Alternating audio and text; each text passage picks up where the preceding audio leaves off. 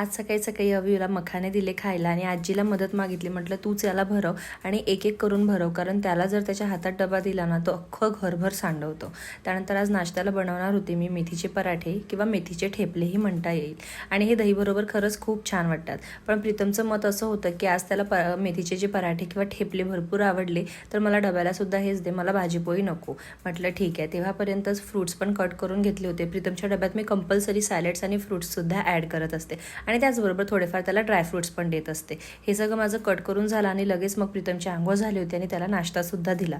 नाश्त्यामध्ये सुद्धा सॅलड दिलं, पण प्रीतमने काही ते आवडीने खाल्लं नाही. त्यानंतर असा काहीचा प्रीतमचा डबा होता ज्याचा मेन्यू ऑलरेडी मी तुम्हाला सांगितलं आहे. आता कसं होतंय ना, त्याला भरपूर लांब असं ऑफिस जावं लागतं, म्हणून त्यांनी मास्क परत वापरायला सुरू केला आहे. तोच मास्क मी धुवून वगैरे बाहेर ठेवला होता. प्रीतम तो घेऊन आला आणि त्यानंतर त्याचा डबा घेतला आणि तो ऑफिससाठी निघाला.